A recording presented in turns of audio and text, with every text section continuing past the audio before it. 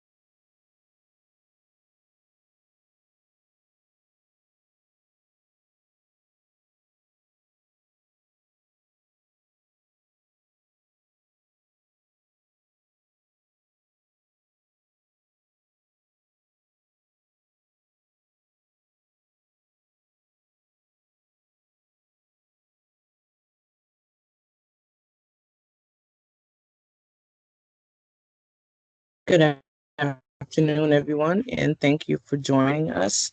Just to go back over a few things, if you're using Microsoft Teams, you want to make sure that you notice all the icons for you to mute and unmute yourself. Everyone should be muted right now, and how to raise your hand and how you can have reactions. I appreciate that. I am Denise Barnes, and I am from the Florida Center for Inclusive Communities at the University of South Florida. And our webinar today is going to feature Danny Dom, Dr. Danny Dom. And Dr. Danny Dom is the project coordinator of Think College, Inclusive Higher Education Network. She leads the project implementation, including regional partnership development, training and technical assistance, and dissemination. Prior to Think College, Danny served in leadership roles at an inclusive post-secondary program and a state technical assistance center focused on transition of students with disabilities in Florida.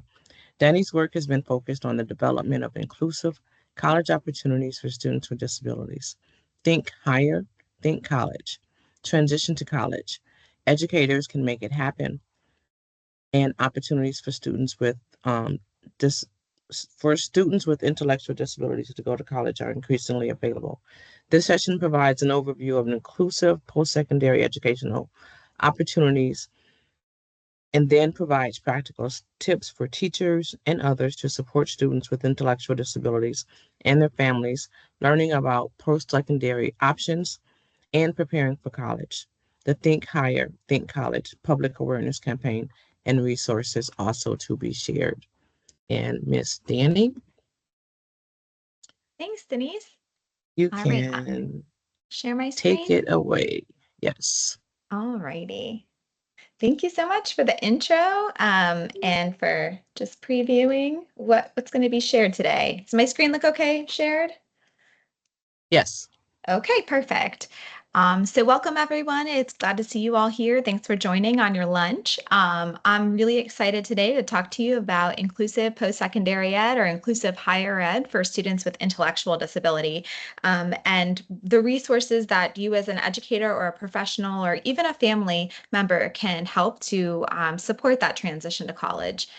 As Denise said, I'm Danny Roberts Dom, and I work at Think College, the Inclusive Higher Education Network, and we're based also at a UCED like the Florida FCIC, but I'm based out of the UMass Boston system, the Institute for Community Inclusion. And I won't spend much time on this. Denise already gave my background, but just I made this slide to say that I'm a Florida native, and before going to Think College, I loved working at the University of South Florida and working in this field, working in secondary transition for a number of years. So I just wondered if I'd see any familiar faces or organizations represented today. I miss you all. I'm glad to be sort of back in Florida, and I appreciate you all inviting me. So you may be wondering, what is Think College? What does that mean? Well, we are more than a phrase. We're actually an organization focused on technical assistance, research, and evaluation. We have two national centers, the National Coordinating Center, and then my project, the Inclusive Higher Education Network. And we're focused on developing, expanding, and improving higher education options for students with intellectual disability. And we're grant funded through the Office of Post-Secondary Education. And then we have a few other projects as well, including the Transition Leadership Certification out of UMass Boston. So you can get a graduate certificate in transition through our department. And then we also have something for the younger kids, Future Quest Island Explorations. And you can find us out more at thinkcollege.net. Already sort of talked about this, but we help develop these college options for students with intellectual disability. We help improve existing programs, and we're also focused on preparing and assisting students and families to prepare for college. So today we have a couple things we'll talk about. First, just setting the stage of why college might be a priority for all and how anybody that wants to go to college can. Then we'll dive into what is inclusive post-secondary education? What do we mean by that? How are people with intellectual disabilities included? And then some tips for helping people to prepare for college and how to share more about this initiative. So College for All. So Think College supports students with intellectual disabilities to go to college. And we do this, why? Because we know that college leads to good jobs, strong social connections, and an independent adult life. And while many students have had the opportunity to access college, there are still so many, far too many young people and not so young people with intellectual disability that were never even talked to about college or shared that it was a possibility. So we also know from the data that students who go to college through an inclusive post-secondary education program, that's what IPSE stands for, are more likely to be employed. And not only that, they earn more in terms of wages when they exit college compared to people with intellectual disability who did not go to college. The programs that I'm going to talk to you about focus on the college experience. They focus on the academics, certainly going to class, that's a huge component. They also focus on employment experiences and outcomes and developing independence. You might be wondering, who says, how did this all come to be in this field? The Higher Education Opportunity Act of 2008 was a game changer for people with intellectual disability to go to college. This act actually appropriated 5-year model demonstration grant projects to field test this out. Those are called TIPSIDs, and I'll tell you what that acronym is in just a minute and why that's important. It also opened up eligibility for people with intellectual disabilities that might not have the standard diploma or SAT scores or be able to apply in a typical manner to a college to actually apply and get financial aid through applying for the FAFSA like other students do. And it also formed the National Coordinating Center, which is one of the two centers at Think College that helps cull together the data and sort of be a voice for the field. I just mentioned model demonstration projects. Those are called TIPSIDs, which stands for Transition Post-Secondary Programs for Students with Intellectual Disability. And they're federally funded model demonstration projects. There has been 3 cohorts. Starting in 2010, there was a cohort funded in 2015, and then another cohort, the current cohort, was funded in 2020 through 2025. They're 5-year cycles. They are collecting lots of data. And then they also have the opportunity to receive technical assistance, which means like support and guidance and coaching, as well as help with evaluation from the National Coordinating Center. Also, with the Higher Education Opportunity Act, it put into place what is called the Comprehensive Transition and Post-Secondary Program. So this relates to the FAFSA, to the Federal Financial Aid Access for Students. So becoming a CTP really removes barriers by allowing students with intellectual disabilities to have access to apply for federal financial aid through the FAFSA.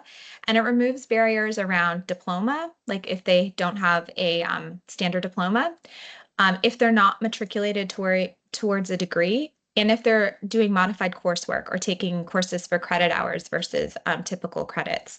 So it's really intended to remove lots of barriers and provide access. And just to give you a sense of how things have changed in the last 16 years, and every time I see this slide, I think, has it truly been 16 years since 2008? That feels like yesterday to me. But it's really interesting. Right before 2008, we had no legislative support. Fast forward to today, there's been more than 123 TIPSID sites. So those are those model demonstration projects. In 2008, we had less than 100 programs. Today, we have over 325 programs across almost every single state in our nation, 49 states. In 2008, we had no program standards, and as of recently, we have model program accreditation standards. 2008, we had no funding for this type of program, and now we have over 70 million in federal funding, and many states, 9, and I think they're growing. I think there's a few more now, have state-funded support for these programs, including Florida, and I'll get to that a little bit more in just a minute. Back in the day, in 2008, we had very little research and we had no data on what these programs were doing and what the outcomes were. And now we have a research base of over 4,000 students and hundreds of articles and studies published in this line. Okay, so that's sort of a little bit of background on College for All. I'm starting to go into inclusive post-secondary education, and the acronym is IPSE or IPSE. So what is IPSE? What are we talking about here? What is inclusive post-secondary ed? It's students with intellectual disabilities enrolling in colleges and universities. It's attending college with peers, both with and without disabilities. And it's related to completing a program of study that leads to further learning opportunities, launching a career, and living it where they want to live. Students will take classes for both audit or credit, and they'll work towards earning some type of certificate or credential. Though it might not be a bachelor's degree or an associate's degree, it might be some other type of credential. It also includes some of what I call the fun stuff, access to social clubs, Greek life, athletics, dining halls, campus offices and supports, also internships and employment opportunities. So all of the amenities that a typical college student would get access to, students with intellectual disabilities should also be included and have that access. Some key features of the college programs for students with intellectual disability that might be different than your typical college access are listed on this slide. So there may be different admissions processes, criteria, and requirements. These types of programs accept students who are not degree seeking. They vary in length between 1 and 4 years usually. They also vary in level of inclusion. Students do earn a certificate at the end, though it may not be, again, some type of degree, and many offer federal student aid, but not student loans. So you might be wondering, well, where is this happening across the US? You might be particularly interested in Florida. So right now, this was pulled late July, and there's 338 programs. Every state has at least one program except Wyoming, that they are really trying and interested in developing a program. And you'll see that Florida has 25 programs, and we're second in the nation, only second to New York.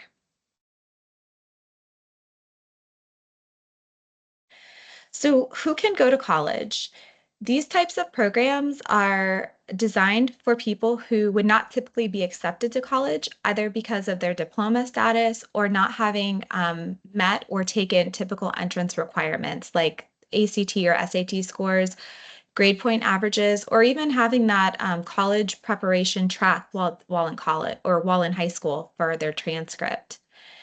These programs are aimed at providing additional support beyond what is provided to your, I don't want to say average college student, but in general. So that includes supports around academics and employment, also how to be a friend, build friendships, manage your time, and live independently. So a lot of that wraparound support. Each IPSI program has different admissions criteria, and a lot of those admissions criteria are listed on our website. We have a very robust college search feature, which I'll talk about in a little bit. Most of these programs require students to have a documented intellectual disability, and that documentation requirement, it varies. So it's best to check with the program to see what kind of documents they accept for that sort of proof of intellectual disability. And you might be wondering, how many students are we talking about here? Currently, there are about 8,000 students that are currently attending a program across the country. So it's across those 338 programs. Students take classes in almost every subject, and these are just a smattering. Math and modern world, drawing 101, political science. So we've seen them take classes in all kinds of schools and colleges. And many live on campus. In fact, about 41% of these types of programs offer housing. So how do colleges and universities include students with intellectual disability? Students that are enrolled through inclusive post-secondary programs are included in all aspects of college. So again, definitely taking classes. That's sort of what we would expect. But those other aspects of going to college, like joining student organizations and clubs, attending sporting events, and participating in internships and getting jobs for pay too. The program staff within an IPSI usually works with faculty, student affairs professionals, and the accessibility services offices to make sure that all of those campus partners know about the student population that we're working with and how to best support them and include them. I just wanted to take a break to share an IPSI success story. So this slide features a picture of Kenneth Kelty, who is a graduate of 10 years ago. He graduated from Western Carolina University's UP program. After graduation, he was recruited to represent the Disability Advocacy in Leadership Education in Neurodevelopmental and Related Disabilities, the LEN program. He is also an award-winning motivational speaker and activist, and even has his own podcast. So just one of many examples of success after college for this population of students. And I can't see if there are any questions in the chat. I can't actually see my chat at the moment. So I'm going to try to just check my screen really quick. And if there I are don't see questions, any you're test welcome. questions right now. I'll let you know Oh, if there is. perfect. Thank you. Really appreciate it. Thanks. All righty. Okay, so now we're to the point where we're going to talk about some resources and strategies for helping prepare students to go to college. So first, I have a few slides about expectations and really checking ourselves as professionals about setting college as a goal for youth with intellectual disability or disability in general, but in particularly intellectual disability. So the reality is the expectations are low. So these are just a few stats. Youth with disabilities are significantly less likely to obtain post-secondary education than youth without disabilities, and it's about 76% to 94%. which is about, 20 percentage points difference. But when you look at students with intellectual disability, it's actually 50% versus 94%. And similarly with multiple disabilities, 60% of youth versus 94%. And then another kind of important thing to remember is parents and families. So parents of youth with disabilities have lower expectations of post-secondary ed for their children than parents of youth without disabilities. And that ranges from 61% to 90% without disabilities. And the lowest expectations for parents of youth with intellectual disabilities, with only 32% believing that their children may go to college versus 90% of parents of students without disabilities. And these three data points kind of illuminate how expectations inform practice too. So the first data point talks about how youth with disabilities are half as likely as peers without disabilities to take college placement or entrance exams and tests. So it's 42% versus 70%. Youth with disabilities are 1/3 as likely as peers without disabilities to participate in dual or concurrent enrollment. And also youth with disabilities are less likely than peers without disabilities to have had help with the college application process. And again, just driving home how the professionals can also really change expectations. This quote always gets me because it really speaks to the impact of low expectations. So this quote is from Martinez and colleagues. Parents' hopes vanish when confronted with insufficient information and seemingly impassable barriers for their children's matriculation into college. So, what can we do? How can we do better? We can ask ourselves a couple of these questions, and then I have some resources to help bridge in between. So, first of all, do we know all the college options? Um, there is sort of a fallacy of the ideal college student out there. So, just knowing that college can be for anybody who does want to go, and there are varying programs and options and supports out there for college, and also different types of colleges. There's universities. Private and public. There's colleges, community colleges, state colleges, career and technical education centers. There's all kinds of post-secondary options. So knowing about all of those options. Secondly, do we share what we know with parents and students in a meaningful way so that they could actually consider college as an option? Are all students included in the college search and preparation activities, or is it just, kind of your upper echelon or higher level, higher achieving students? And do all students with disabilities get access to a guidance counselor to help with that college prep? So this is where our new public awareness campaign comes in. We have this awesome one pager, and Denise will put a link in the chat to it in a little bit. It's also at the very bottom of this slide. But we have focused on how educators can help make that happen, make college on the radar of students with intellectual disabilities. And so the first step there is explore, learning about those different college options. You can do that using our college search tool on thinkcollege.net. It's right in the center of our page. It's a free tool that has all 338 programs, and you can filter by location, size, whether they have CTP or financial aid access, whether they offer housing, all kinds of aspects you can filter by. You can also reach out to programs, especially more local programs, to schedule a campus tour. A lot of times they have virtual options or recorded informational sessions or videos. And then inviting staff from local colleges to talk about college to students, including students with intellectual disability. The next step would be sharing. So start conversations about college with your students and families to explore options and share resources to help them plan successfully. So talking to students about their interests in college and how it might benefit them and related to their future careers. sharing information with students, parents, and colleagues about programs for students with intellectual disability, and then including college exploration and preparation in the individualized educational plan, the IEP meetings, and also in the transition planning discussions.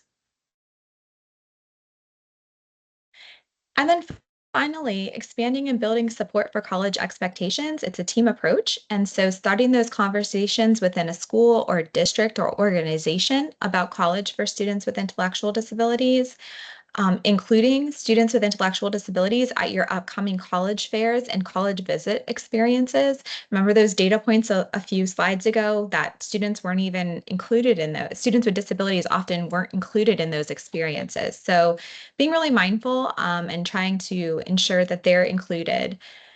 And then sharing information on college programs for students with intellectual disability with community partners at existing transition fairs. And then we have a few tips for things to ask. You can ask your administration or your leadership, how can we incorporate college as an option for students with ID in transition planning? And then engaging students. Are you thinking of college? What is important for you? What experiences would you like to have? So we have an awesome resource. And in fact, I'm going to just get out of slides for 1 second and I will go over to that resource. This was the Transition to College Educators Can Make It Happen. This is a one-pager for you, and that I think will be in our chat. It's also linked on the slides, but there's some really awesome data points that you can download and use too. So you'll have them there if you want to help spread the word or, break down barriers to access for some of the students. You could share these stats. I did want to share with you these transition to college resources. So we have a really fancy flyer. You can go to that. You can scan the QR code. And basically, it takes you to, let me move this over, a list of different resources. So we have everything, and they're categorized in categories. So preparing for college, I think, has a lot of great resources. One is around IEP goals to support college readiness. So if you click on that, it'll take you to our resource library listing, but you can click through it. And it gives you a whole bank of different goals organized by domain. So there's educational goals, sorry for the fast scrolling, career and employment goals, community engagement and services, and independence. So there's all kinds of goals and samples for you to choose from and include in the IEP. There's a really great chart on understanding the differences between high school and college. And I'll open that up real quick. That's also in Spanish for you. But just walking students through some of the areas of, like, for example, personal freedom. In high school, you have less freedom. You're living with your parents or family members. But in college, you might live in a dorm or you might live in an apartment or somewhere else with your peers. Things like class size, in high school, you have 15 to 35 students. It's really unpredictable in college. You could have a small class, but you could have a big, auditorium class of 100 to 200 students or more. So just, going through these with students and families so that they're aware of the very many differences between high school and college that you might take for granted. I won't click on all of these, but you can see there's the college planning timeline. I think that's really helpful. Getting accommodations in college, which is a guide prepared, to get people prepared for college. You can hear voices from students on their college search advice. Paying for college is often a large concern, so we have several resources there for you. And everything we have is free and vetted and good information for you. So we're never trying to sell you anything. We're federally funded, so rest assured anything you click on there has been vetted and written by experts in the field. All right, now to figure out how to get back to my slide deck, give me 1 second. So that's the Transition to College resource list. And this was the list that we started to look at again. Let me go back. The differences between high school and college. So you have that. You can go back to as well. So one of the next sort of considerations is, let me just move this out of the way, is how to find the right college, doing the college search. And we have a whole web page dedicated to that and a really nice like package of like a publication. There's several, it's a guide. That's what I was trying to find the word for. A guide that walks you through the various aspects of finding the right college fit for a young person. So it's a lot of considerations. Do you want to be far away from home or close to home? Do you want to live on campus? Number three is a really important one. You know, what's your end goal with your job or career? What kind of credential do you want or need? What are you seeking? And then affordability, program experiences, etc. So we have a lot of resources around that. I've mentioned the college search a few times. So this is what it looks like on our website. If you just go to thinkcollege.net, you'll see the college search probably midway through the page. You click on that, and there's all kinds of filters that you can choose from. You can see any of the recently added programs. You can search by state. You can search by, whether they offer housing, financial aid, and so on.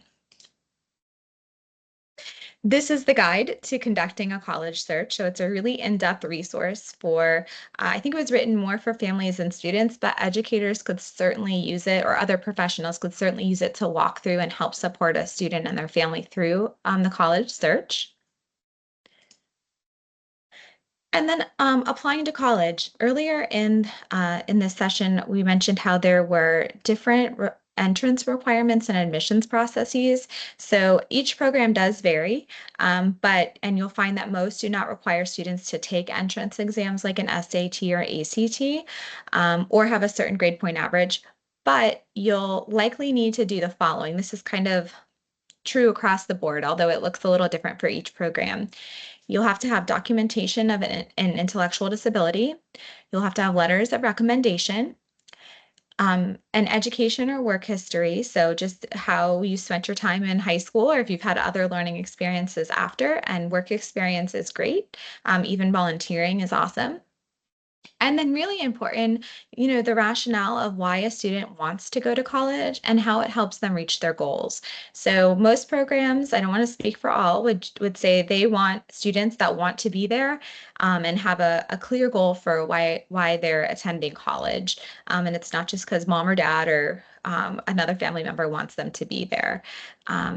And the way that programs collect this information varies by program. And most recently, I've seen a lot of programs doing video or like multimedia presentations on why a student wants to go to college instead of writing an essay, which might be, more traditional. Paying for college, students and families, this might be a huge factor, and something they're going to want to know early on in the application process.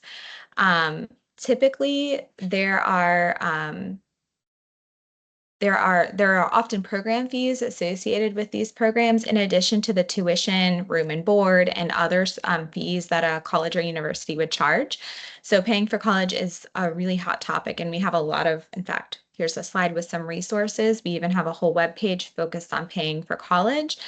And it sort of varies by state and by program, but you'll find lots on our website about ways to pay.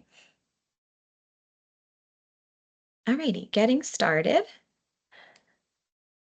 So here are some resources and strategies you can use to start thinking and helping students think about college. Assemble a team. So this could be your IEP team. It could be a different type of team. Maybe you're working with students or young adults or adults that aren't in school anymore.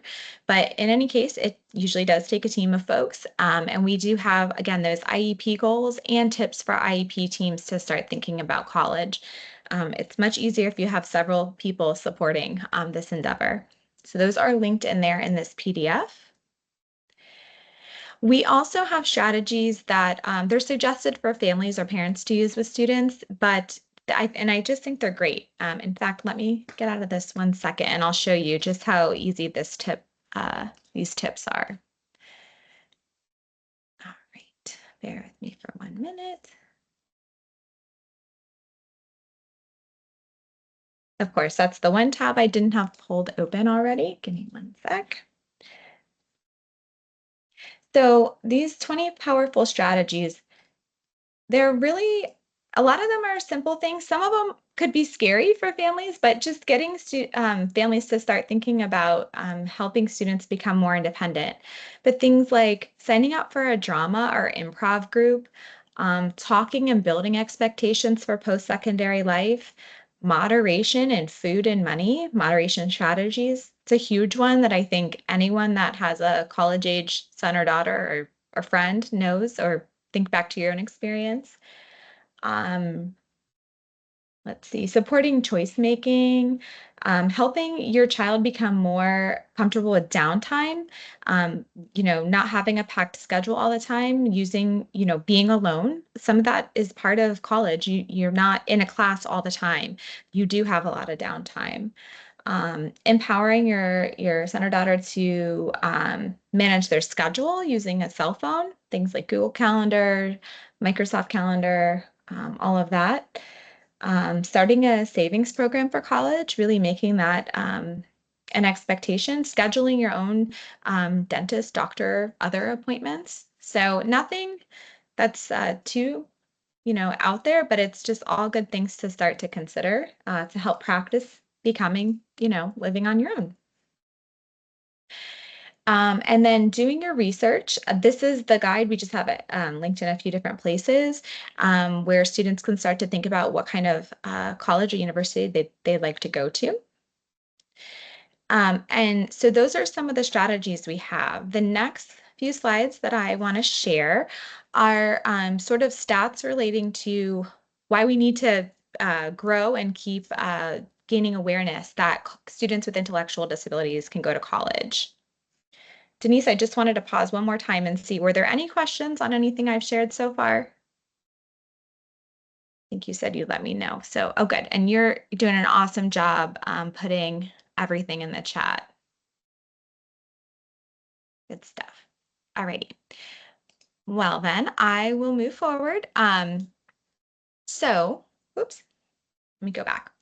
So I just shared all these great stats about how there's 338 programs, over 8,000 students are going to college, and that all is amazing. It's so awesome.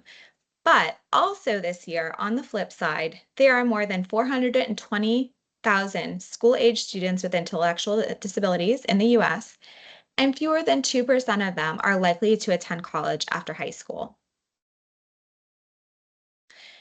And for the 98% of adults with intellectual disabilities that don't get that college option, the current reality is pretty bleak. Only about 15% have paid employment in the community. Many, about 42%, attend a day program or a sheltered workshop. 44% report feeling often or sometimes lonely, and about 30% live below the poverty level.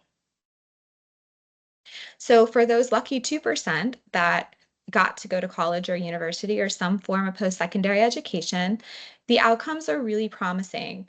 About 60% find competitive integrated employment 1 year after exit. More than half have earned higher wages than those who did not access post-secondary education. 87% of students were enrolled in a credential program, so when they leave college, they have some type of credential that is meaningful to employers. And all of the programs provide some type of peer mentor support to students to sort of help remedy that feeling of isolation or loneliness and build friendships. But as I said, the options are still limited. In fact, so just to put into perspective, 338 programs is about 7% of the actual colleges and universities across the United States. So we still have a long, long way to go. And we continue to hear things like, oh, I've never heard of that. I didn't know people with intellectual disability could go to college. What do they get out of college? Is it real college? And you're not talking about my student or my students or my son or daughter. So we're trying to change that by challenging all of us to think, what if every young adult with an intellectual disability or even a more diverse disability or diverse abilities in the US saw college as an option? And we're doing that. We're trying to build awareness, change expectations, motivate action into outcomes. And we're doing that through a public awareness campaign called Think Higher, Think College. And it looks like we will have thinkhighered.net. It's a brand new website with all kinds of free, very intro level materials, lots of graphic-y things to share, including some amazing videos that help people get a sense of what we're talking about here in terms of who can go to college. So in just a minute, I'll share with you some of the amazing resources that are on that page. But first, I want to play this really awesome video. It's our campaign video. Give me 1 second. Let me stop sharing and reshare. So I share it using the right mechanism. Give me 1 sec. Include sound.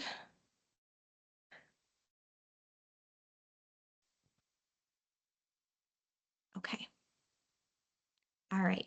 Our campaign video, it's 4 minutes long, and it features students from all over the US, including some administrators from colleges and universities. And it was directed by Dan Habib. Hi everyone, I'm a student here at Georgia Tech. We are asking students with intellectual disabilities around the country what's fun about going to college. Is a chance to not be around your parents. The best thing about being in college is the food. Being in a dorm, getting to meet new people. You have a bed, you have a sink, you have a desk, you have a TV, and you have a refrigerator. You can also hang up posters anywhere. Great mocha latte, the best mocha latte I ever have. There are more than 420,000 school-age students with intellectual disability, but only 2% of them are likely to attend college after high school. I wanted to come to KU because of the classes, and I wanted to take choir. And also I took American Sign Language. The classes I'm taking right now are Business Law 1, Intermediate Algebra, and English Composition 2. It's cool to meet new people. It's fun to chat with the guys and the managers and the coaches. I want to be more independent and to join the sorority as my mom did. I like to hang out with friends, watch sports, and I joined the Southernmost Coral Restoration Club. In high school, I have to be with a teacher all the time, so it was not like any dependent there. I was excited to have like the college life. There are more than 300 inclusive post-secondary education programs around the country. Having students with disabilities in classes has compelled our faculty to reflect on their practice. So it actually makes us better teachers, makes us better professors, makes us better scholars and researchers. It's really got people to realize that we have to focus on universal access and doing things in universal design, everything that we do. The great thing about including students with intellectual disabilities at KU is actually it makes the entire university a better university. It teaches students to appreciate difference, and it creates a more caring environment because students support each other. This has united, I think, our campus, faculty, staff, and students. They have the opportunity to network and get mentors and other social skills and career development that their peers have had for many years. Now they have. I want to go into real estate in the future. My goal is to be a teacher at a preschool. I would know about one bed and breakfast. Political science is one of 3 career goals I have in mind. My credo is maybe work in the Kansas State Capitol. I would like to have my own food truck because I want to have pizza, have some burgers, maybe have some tacos, nachos. College has changed me because it's helped me grow up, like getting a job or living on your own. It's great, and you'll have a lot of support when you get here. If I can do it, you can do it, you know? It's a time to be serious. It's a time to learn. I have the skills. I have the skills to live on my own one day. Think higher, think college for students with intellectual disability. Think, access, employment, equity, options, diversity, independence, confidence, friendship. College is possible for students with intellectual disability. Take the first step at thinkhighered.net, a project of Think College.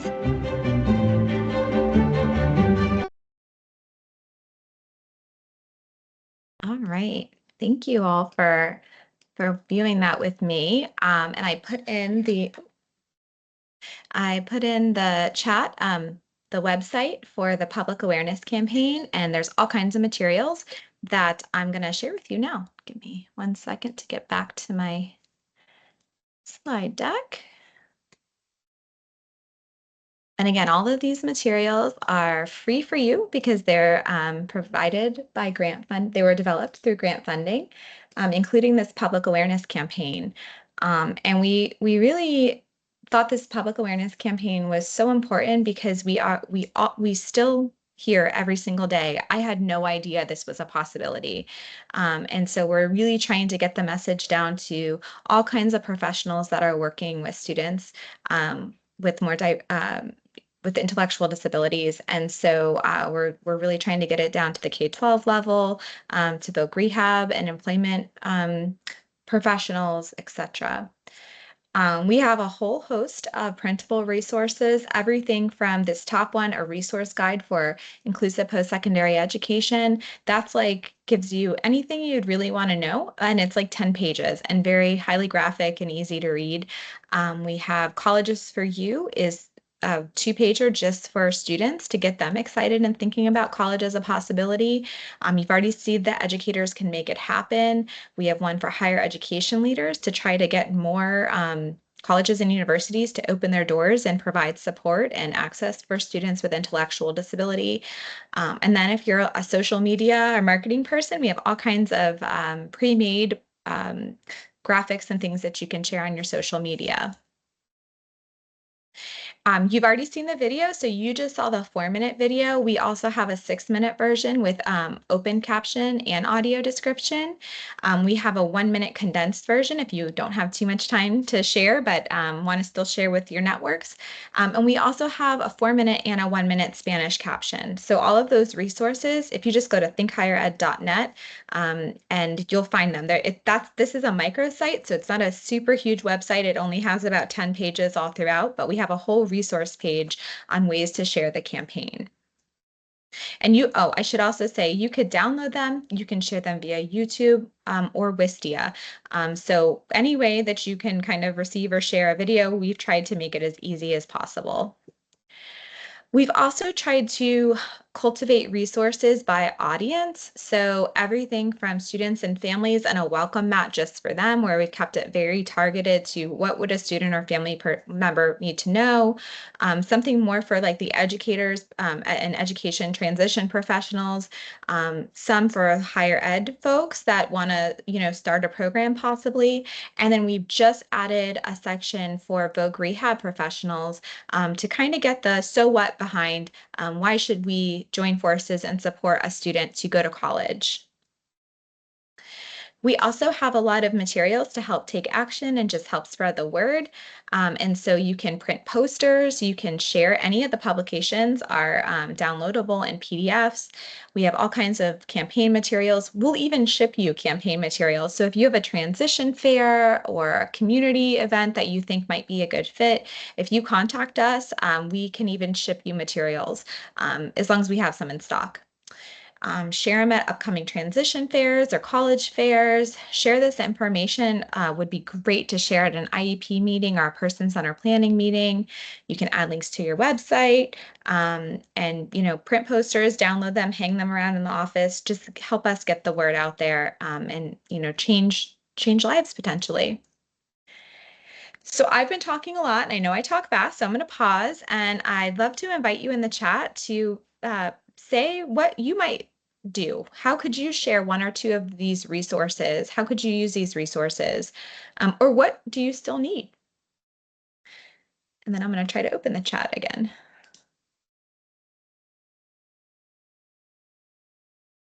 You may have to put your responses into the Q&A because I think your mics are off. for this meeting. So Yeah. into the Q&A or into the chat, add your responses to Danny's questions. And for those who don't have those, I put, if you have people viewing with you today, also put that into the Q&A or the chat as well. So please answer for Dr. Dom in the chat 1 or 2 ways that you can use the resources you learned about today. Oh, great. Lakeisha said she would share in her community event. Derek said thought-provoking and ways to get involved. Can explain to my consumers these options. Susan, that's awesome. There's Share one with families and question. clients. Oh, Can sure. you explain to my consumers this option? Oh, that's what she's saying. Okay. Sorry. Yeah, actually, Susan made that comment, and it's great because we really tried. There's a lot of acronyms and jargon and that kind of thing in this field and in special education and disability and things. So we really tried to keep it simple and keep each audience in mind as we were developing these resources. So we really hope that we did that and kind of spoke more directly about what we're talking about here and, just some very basic intro information. Flyers can help to begin discussing opportunity with others. That's great. Sharing with my families and clients. That's awesome. Raise expectations in individuals with transition age children. Thank you. Well, great. And you have my contact information. So if there's other things that you're looking for, I can always get them for you. And just a quick summary on Think College. Again, we're federally funded by the Office of Post-Secondary Education, so all of our resources are complimentary to you. We have a very robust college search.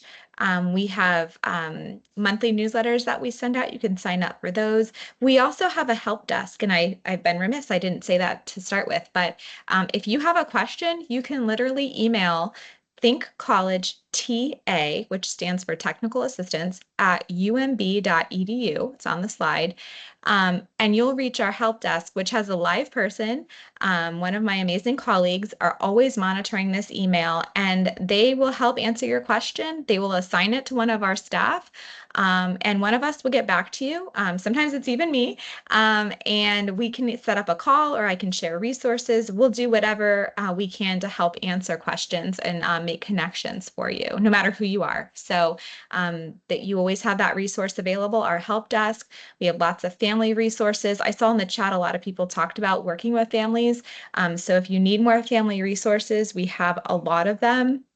And then we also have some pages about policy and things like that that might be helpful. And I was remiss to say that in Florida, there's a ton of options available. Like I said, we're second in the nation for a number of these types of programs. And the Florida Center for Students with Unique Abilities is the center for all of that, whether it's technical assistance or providing the support to start those programs. And really take advantage of that. The students in Florida have a lot of opportunities to go to these programs. There should be a program in your backyard, depending on where you're located in Florida. So reach out to those programs. They would love to work with you and help spread the word about their programs. And again, this slide just again has our the Think College TA email address. So you can email that and one of us will get back to you very quickly. And join our mailing list, visit our website, stay in touch. And I'm on till whenever. So if there's other questions, I'll look in the chat too. Thank you so much for your attention and time today. I really appreciate it. And I have just a few more slides I want to go over with you guys. Sure. If you have any questions or comments for Dr. Dom, please don't hesitate to put them into the chat and we will get those answered for you.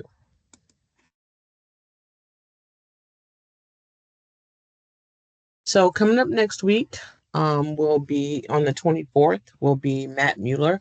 He's a jazz instructor for the Patel Conservatory Strass Center for Performing Arts here in the Tampa area. Matt has he's been a jazz and saxophone instructor there for many years. He's been performing with them for the past 12 years. He joined the Arts for All Florida organization in 2014, and he also works with their Young Performers program. He is also has enjoyed a number of ways of being able to play music and opportunities to share with others and share his unique experiences regarding the subject of diverse learning, including having been a guest lecturer at the Peabody Conservatory at the Johns Hopkins University in Baltimore. And his greatest personal goal is to champion the cause of increasing Braille literacy for young blind instructors. So tune in next week at the same time from 12 to 1 to hear from Matt. And it should be very interesting to you. I encourage you to complete our survey. You can scan the code, and I will put the link into the chat. I forgot to hit enter before I started sharing my slides. So make sure that you are completing the survey. If you want to get a certificate of completion, you must complete the survey. No survey, no certificate. And make sure that your name on your survey matches the name that you register with. Because I do verify those things when there's difficulty with you getting your certificates. And as last year, when you complete the survey, it should pop up to another screen, redirect you to another URL where you can download your certificate immediately. Just type your name in and make sure you download it with changes so that it's not blank when you do that.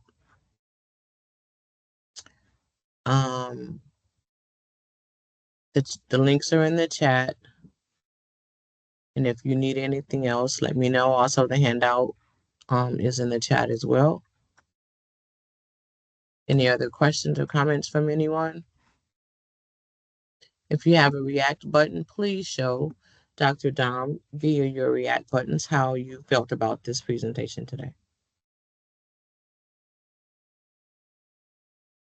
Thank you again for having me, Denise. Really appreciate it. This is great. Thank you, thank you, thank you. And with 3 minutes left for you to return to your day, I thank you for joining us for this presentation on Think College. There are going to be a lot of sessions on youth transition and youth programs this year, ways to challenge your mind and expand what we do here in Florida so that everyone has an opportunity to go to college. Everyone has an opportunity for employment, no matter what their disabilities are. Thank you all very much for joining us today. Have a great day.